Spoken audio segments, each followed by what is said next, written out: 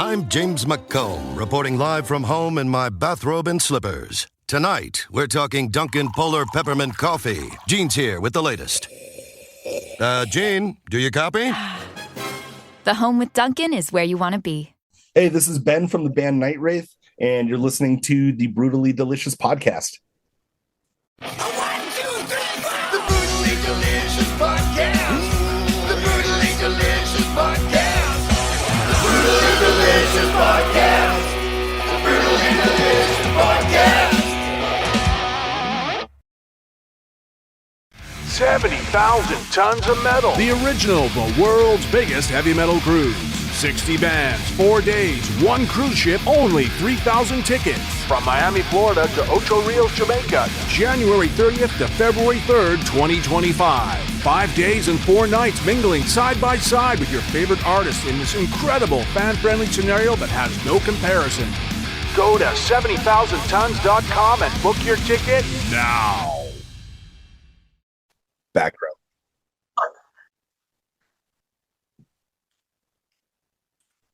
Hello. That works. Nice to see you. Awesome, Ben. Thank you for joining me. I appreciate it. I'm going to just jump right in here because... Yeah, it sounds great. Let's do it. How did I not know about Nightwraith until just like yesterday? Oh, man, I don't know. I was prepping for this and getting things together, and I put this record on, and it's definitely the best of what I'm doing today. I was looking forward to this interview because the best stuff I've heard. Oh, love it. Right. What's been the response to it so far, right? It came out about a month ago, a little more? Yeah, it came out on September 13th on What's Left Records. It's gotten a great response. It's gotten probably like 7 or 8 like legit like reviews in various like webzines. Probably averaging around like 9 out of 10 Right. on the rating scale. Gotten a lot of really good personal feedback. Yeah, I don't know. We're super proud of the record. We're really happy with like the songs and the performances on the album. So we're just stoked that some other people kind of like see our vision and kind of see what we were going for with it and are enjoying it. So I love it. It's heavy. It's a banger. It's kind of a multiple of, I guess, of different subgenres. Yeah. But is that a saxophone in one flower? Yeah. It's a baritone sax. A good friend of ours laid it down, like guest musician, you know.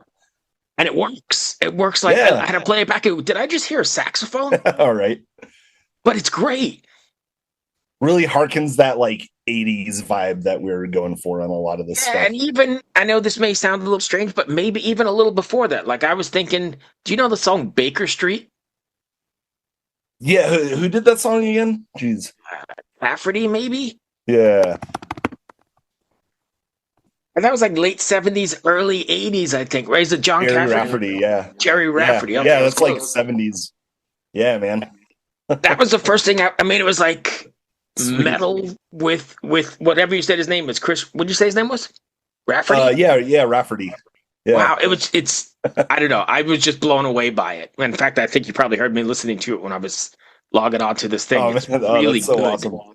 Yeah, well, I mean, I don't know. We love that era of music, and so some of us in the band are a little older as well. Our rhythm guitar player or second guitar player, Igor, you know, he grew up in like the 70s and 80s when like bands were just like putting together these like really well thought out and really well produced albums. Yeah. And so that's kind of the vibe we're going for. I mean, I think some people reviewing this have picked up on some of the notes that we're laying down. Like someone gave us like an Allman Brothers Band reference, and we're like, yeah, like you get it. Like at some point I can see the jamming sort of meandering. Yeah. Yeah. Yeah, it's great. And I love that it's a melding of all those influences. What was the writing process like? I mean, do you guys all get together and write in a room together? I'm the primary songwriter, so I'll come up with like the basics, the basic riffs and structures and kind of the skeletons of the songs, and then I'll demo them actually in this room that I'm currently in. I'll demo it, I'll send it to the guys, and then from that point we'll kind of get in a room. Everyone comes prepared. They learn the riffs on their own, and then we'll actually get in a room and kind of hash out the songs and kind of like fine tune the arrangements and everything. And then everyone adds their own personal flair to it. Like everyone writes their own solos and stuff. Nice. Yeah. So also what I like about it is it's very thematic and I think timely, unless I'm missing something. This is pretty timely to our situation, right? I mean, you've got a lot to say. Yeah, well, with the lyrical content and everything, like the album is called Divergence, and the idea behind that song is that we're at kind of like a turning point in humanity where, we can kind of go down like one of two paths, namely with like the rise of technology and everything. Mm-hmm. And that's kind of what it's about. And this album in general is sort of like us kind of turning our backs on technology, I guess. And, the idea is for us, we kind of want to like reestablish a connection with like nature and stuff like that, instead of going all in on technology and social media and AI and things like that are could be harmful to humanity. So yes, they could be harmful and they're coming quicker than we can imagine. But so are you against embracing that for anything at all as far as the artistic No, not at all. But it's just kind of like the general idea of the album, like we also I get it, and I'm not talking down at all. I'm just curious. Yeah, we're not saying, because I mean, like, technology is here to stay. There's nothing and it's just going to do about it, right? But it's like, how much do you want to incorporate in your life? Like it's probably healthy to not implement it in every single aspect of your life, like. Even with the recording process of the album, we tried to do everything as like genuine and organically as possible. We didn't like overly edit the drums. We didn't like quantize anything. We were going for kind of like a natural sort of sound, and we wanted it to sound real and not like machine-like. So success, because one of my comments here is definitely very, very organic, right? It's sweet. But I think metal needs to be. I mean, I know you're going to have some of that Fear Factory stuff. It's just there's a market for it. But I think especially the metal like I listen to or I grew up listening to, you need that freedom to not be right on the floor or sway a little bit or move a little bit. Yeah, totally. And breathe. Yeah. And I don't think you do that when it's Fear Factory. And I'm not knocking them. I love Fear Factory, but totally. There's a time and place for it, but I always think of like Morbid Angel, because I always love Morbid Angel. And you listen to that stuff and like the drums are like super organic and like natural, and then you compare that to some of the like tech death metal that's happening now, and it's like quantized to 100%, and it's like, super machine-like. And that makes it tough to take it out on the road, and that's a whole nother problem, right? I mean, you get where is the drawing line or the battle line on what's acceptable to use? Some backing tracks, okay? Mm-hmm. Or is it acceptable to do? I mean, there's a band in the news, which I'm not going to mention, but they recently had to cancel festival performances because somebody stole his laptop. Yeah, I mean, like if the main member of the band is a computer, then I mean, you might have some like deeper issues like as an artist.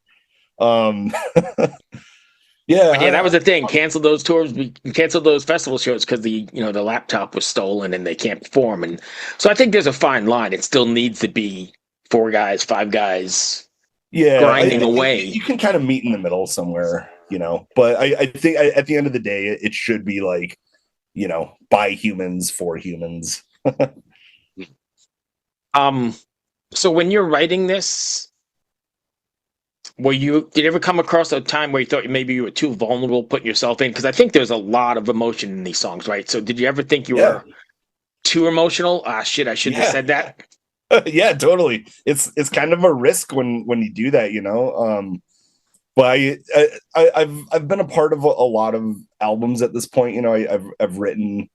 This might be like the 8th full length record that I've been on, and I've written lyrics and guitar parts to a lot of these, and I just didn't want to keep doing the same old stuff. I wanted to kind of like put my heart on my sleeve and just like really like say how I'm feeling about certain things, and it is a little scary. I'm like, are people gonna like this? Is this like going too far in one direction? Should I even be like broaching this type of subject matter? But I was like, screw it. Like, this is how I'm feeling right now. This is what I want to say. And I'm just, so you just let it rip. You weren't concerned with the just let it outcome, rip, so to man. speak. Yeah. And it's not like we don't get like overly like political or anything, you know, we don't go like too far in any one direction, but I was like, this is just how I feel. And this is just what's going to happen. And if someone doesn't like it, that's fine. I think music is a sort of, we talked about this earlier, kind of sort of a mirror to society, right? Of the current times. You had that in like the 50s and the 60s, you know, with the rebellions and the peaceniks or whatever, in the 70s. And I think you're seeing that now with a lot of bands who are, you know, writing in the, maybe not musical style, but in the lyrical style you're writing, because I think that's what music does best, is shine a light on society and say, hey, here's where we're fucking up. And here's where we can take it, maybe. Yeah. We're highlighting our like fractured humanity, you know, like we're going through all this like political turmoil and, you know, just like all this like religious turmoil across the world, like these wars that are happening, like just like really terrible stuff. We're living through that, and I think as artists, it's our way to kind of like put our own ideas on it, and maybe it's a way for us to just cope, you know, with I definitely know there's catharsis to all this, for sure. Yeah, you know, as a listener as well as I'm sure as a writer, but yeah, for sure. Yeah. Even like you know, like the climate change and everything like that, we're like currently watching this world deteriorate in real time. And yeah, so those are the things that kind of draw inspiration as an artist. And I don't think that's just me. I think that's a lot of people, and their songs are just a way of dealing with that. Do you find a sense of responsibility to get that message across, or are you just sharing what's on your heart and soul? Kind of. I feel like in the metal community, a lot of lyricists will just kind of write stuff that's just darkly vague, and it doesn't really go anywhere or have any like present any solutions or any like ideas that are meant to kind of like further the conversation anywhere, you know. So that's the one thing I like don't want to be. I don't want to just like write like random like dark vague stuff, you know. I want it to be real. I talk a lot about just trying to make like a positive impact in any way that I can. So I think, yeah, for me personally, to answer your question, like I do feel like a small sense of responsibility, like since I do have some type of platform, even though it's small, I want to get ideas out there that could potentially like help someone in any way. Yeah. Kroger Delivery has one mission: to deliver the freshest food right to your door. That's why our drivers are pros. Our trucks are refrigerated. And when it comes to low prices, we always deliver. With $20 off your first order of $75 or more, there's no better time to get in on the action. Mission accomplished. Restrictions apply. See site for details. I think it's really interesting as you're talking. I'm thinking like metal is seen by those on the outside as this group of ne'er-do-wells and, you know, assholes or whatever. But really, I do this for a living. Like I talk to people all day long and, you know, do this podcast, and it's really the same. Most of the people I talk to are like catalysts for change and empathetic and the exact antithesis of what the outside really thinks. I know, right? Isn't that funny? I think it's because we have a healthy outlet to get all of our like aggression and like all those type of dark feelings we can channel through this like aggressive music, and then in our day-to-day life we're maybe just like a little happier. Yeah, like just super. Yeah, I don't want to say chill, but maybe more well adjusted. Possibly, in a weird sort of way. Yeah, I have a good buddy who like is not really too into metal, but he would come to shows sometimes just to like support. I think this guy goes to mostly like indie rock shows, and he started coming to these death metal shows, and he's like, oh man, like everyone's so nice. I go to these indie rock shows and everyone's like kind of stuck up and like too cool, too hip, you know. He's like, oh man, everyone here is just like hugging and like pounding beers and like having a good time, you know. Yep, that's crazy. What's the road plans for Nightwraith? Any chances of going on the road, or is it too? Yeah, totally. We're weird now? planning like a West Coast tour for spring of next year. We did a bunch of West weekend Coast work. Canada. I don't know if we'll be able to. We all have like passports and stuff. We might. I mean, we might venture up into like Where are you located? or something. We're Denver, Colorado. Oh, I did not know that. I thought you were dealing with John. I thought you were in Canada. Oh yeah. No. Well, yeah, he's like East Coast Canada, I think, right? What, like Montreal? Yeah. Yeah. I'm in Richmond, Virginia. So you may do a run in the States. Nice. Yeah. We'll be in the States, probably doing some like West Coast stuff. Yeah, we did a lot of like Weekend Warrior shows around the release in September. We were busy doing that, but we don't tour a ton. We're all kind of older, and we've got like families and careers, and we have a love for making music and like putting records out. But the days of like trying to make it as a band on the road are like kind of behind us. Like we just want to focus on like making good music, and we'll do what we can to support it, but we have no like illusions of grandeur of like we're not gonna. I think that's when it's the most honest, is when it connects the most, right? Because you're really doing this for fun. Yeah, absolutely. Yeah, it's not part of our like brand, it's not part of our like image or whatever. So if you're writing stuff that doesn't work out, you don't have to be like, I gotta get this out, because no. We can do whatever we want to do. That's nice, right? And I think that shows. Yeah. Another one of my favorite bands, I think, is from Colorado. Is Wayfarer from out there? Yeah, totally. Actually, Joey, the guitarist for Wayfarer, he did a guest guitar solo on one of our songs. Yeah, love that band. They've been on a couple they're times. killer. What a great record American Gothic was. My God. Yeah, I know, totally. Yeah, I think Shane, the main guy from Wayfarer, was. Yeah, he's been on a couple times. Oh, cool. Yeah, he's great. Yeah. That's funny. But that brings me to the end of the questions I had here. If fans want to find you, how do they do so? Yeah, I mean, like we've got like Instagram and Facebook, just like everyone else. Bandcamp is a great place. Just because you can stream our music for free, and we have like merch available for sale on our Bandcamp. We also have like a website, nightwraithband.com. Spotify, of course. So those are all good spots. In all of those platforms have ways to reach out to me directly. We love to connect with people and connect with fans. So I encourage anyone to just like reach out and say what's up.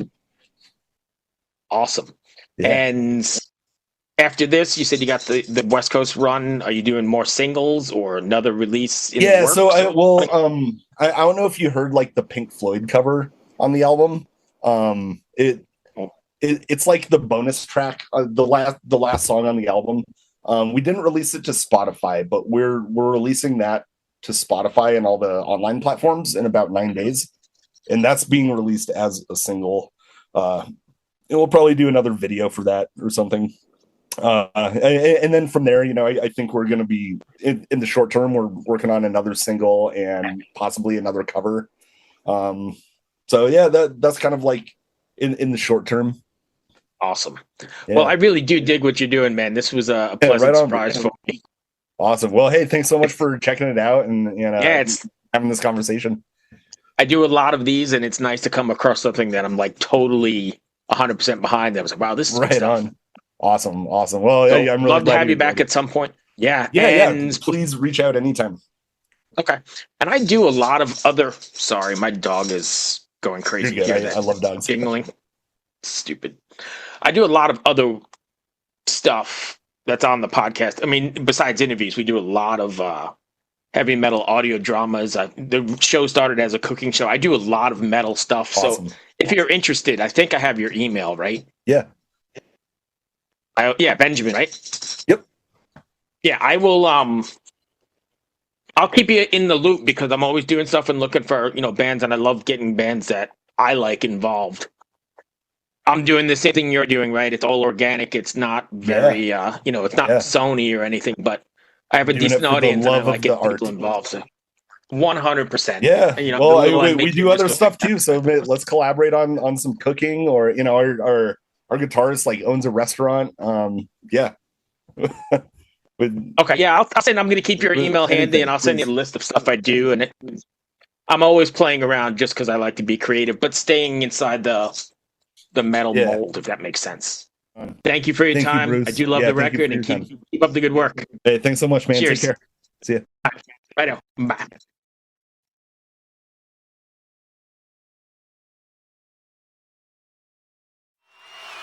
Hello out there.